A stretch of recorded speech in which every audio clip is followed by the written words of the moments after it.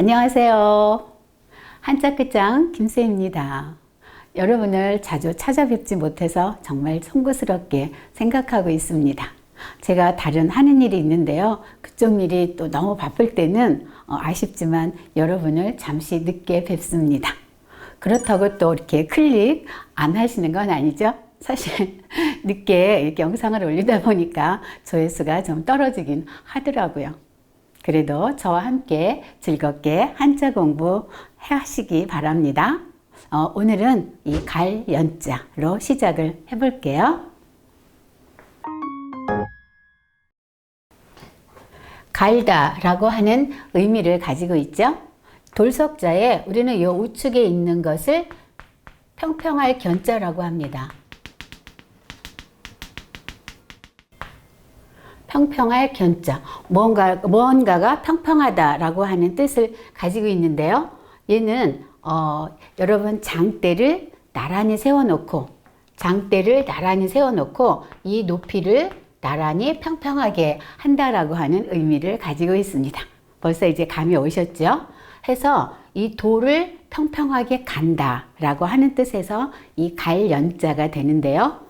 우리 돌멩이를 보면 돌멩이가 이렇게 동그랗지 않잖아요.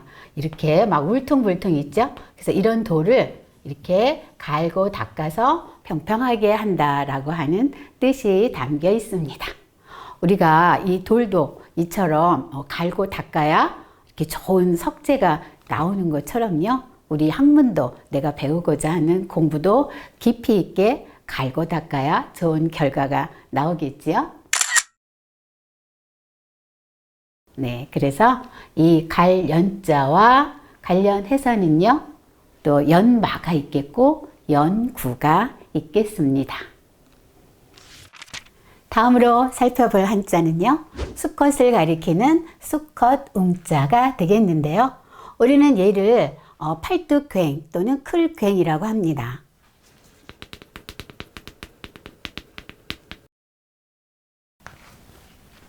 우리 사람의 팔뚝을 가리키죠. 팔을 이렇게 딱 이렇게 웅크린 이 팔에 힘을 가리킵니다. 그 다음에 얘는 세추자예요.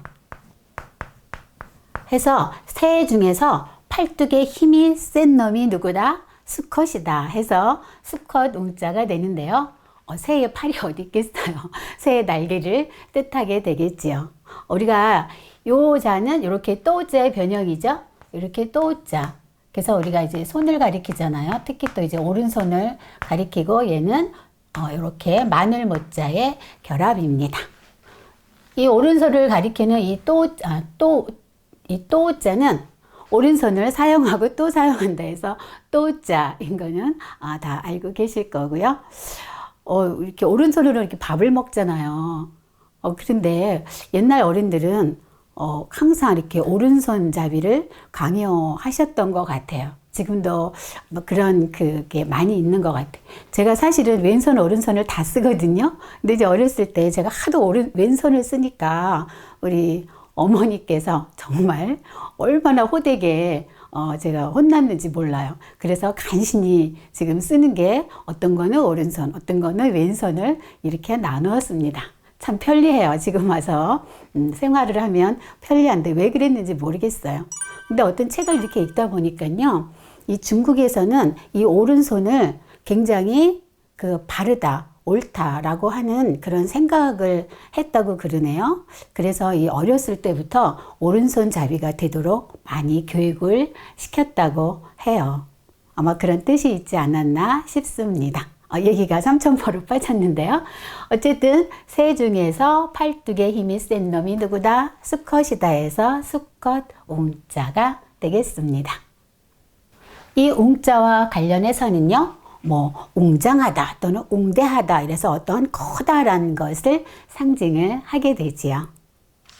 다음으로 살펴볼 한자는요. 위태롭다의 뜻을 가진 위태로울 위자가 되겠습니다. 이 자를 살펴보면요. 얘는 병부절이고 요 위에 있는 요자 있죠? 요자도 이 위태롭다라고 하는 뜻을 가진 위태로울 위자예요. 얘는 이렇게 해서 굴바위 엄이 되겠죠? 또는 미노모라고 하잖아요. 그래서 이 바위 위에 여기 이렇게 사람이 있으니 이것도 얼마나 위험하겠어요. 얘는 전에 제가 말씀드렸잖아요. 사람이 엎어진 모습입니다. 이것은 사람인자, 사람이 누워있는 것은 누운 사람인, 또 사람이 엎어진 것은 제가 이렇게 쓴다라고 말씀을 드렸습니다. 그래서 바위 위에 사람이 이렇게 엎어져 있으니 굉장히 위태롭겠죠. 그 다음에 또 얘를 또 따라보면 얘는 병부절인데 사람이 무릎을 꿇고 있는 모습이잖아요. 그런데 또 이런 자가 있어요. 이렇게 해서 이런 자. 이런 자도 바위 아래 사람이 떨어져서 누워있는 모습이에요. 그러니 얼마나 위태롭겠습니까? 해서 얘는 재앙을 나타내는 재앙 액자가 되는데요. 하여튼 바위 위에 사람이 엎드려 있거나 바위 밑에 사람이 떨어져서 있으면 굉장히 위태롭겠죠? 해서 위태로울 위자가 되겠습니다. 바위도 되겠지만 절벽도 되겠죠? 절벽 아래로 사람이 떨어져 있는 거예요. 참고하시고요. 이 위자와 관련해서는요, 위독하다와 또 위급하다가 있겠네요. 우리 누가 아파서 이렇게 우리와 사랑하는 사람들과 이별할 때 우리는 위독하다, 빨리 오세요라고 하잖아요. 이럴 때 위독이 있겠고, 또 그냥 상황이 굉장히 긴급하고 막 어려워 이럴 때 위급하다라고 하죠. 다음으로 살펴볼 한자는요, 못못을 남기다 라고 하는 남길 유자가 되겠습니다. 이 자를 살펴보면요, 얘는 이제 책받침변이라 해서 시험시험 갈차, 가다라는 의미를 가지고 있고, 얘는 귀할 귀자가 되겠습니다. 못못이 귀하다라고 하는 뜻이 되겠습니다. 해서 귀한 물건을 길을 가다가 귀한 물건을 떨어뜨린다, 남긴다 라고 하는 뜻에서 이 남길 유자가 되는데요. 여기에서 요 귀할 귀자를 또 이렇게 살펴보면 그 새 집을 떨어뜨리거나 버리는 그런 모습을 그렸다고 합니다. 그래서 이 버리다 그런 의미에서 우리 그 선조들께서 아마 유산에다 비유를 하지 않았나 싶습니다. 길을 가다가 귀중한 물건을 떨어뜨렸다, 남겼다 해서 남길 유자. 이 유자와 관련해서는요, 유폼이 있겠고 또 유언이 있겠네요. 네, 말씀 안 드려도 잘 아실 겁니다.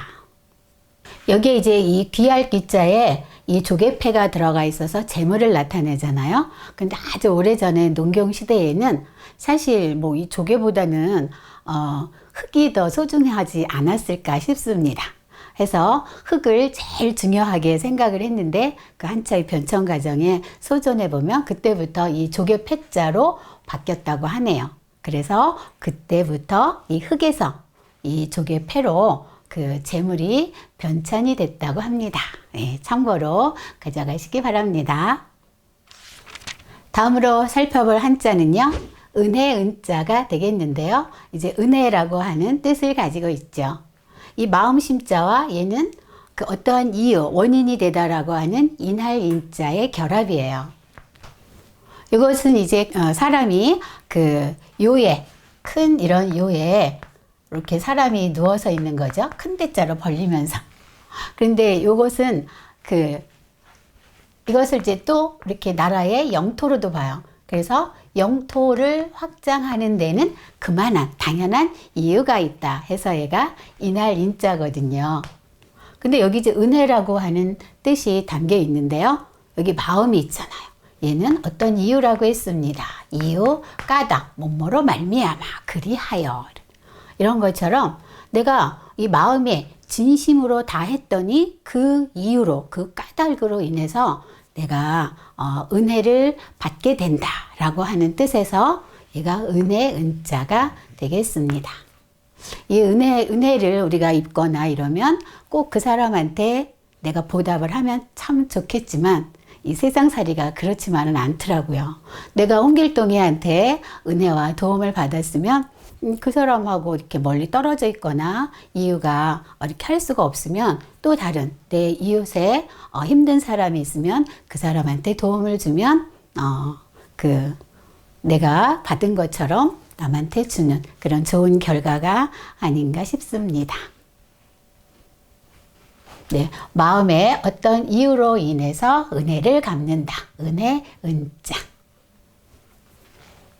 이 은자와 관련해서는요, 결초보온이라고 있죠. 예, 사자성어에 결초보온. 전쟁터에 나가서 이길 수 있게끔 풀을 묶어서 놓잖아요. 그래서 그 풀을 묶어서 적들이 말을 타고 오다가 탁 엎어지잖아요. 그런 것처럼 죽어서도 은혜를 갚는다 해서 결초보온이 있겠고요.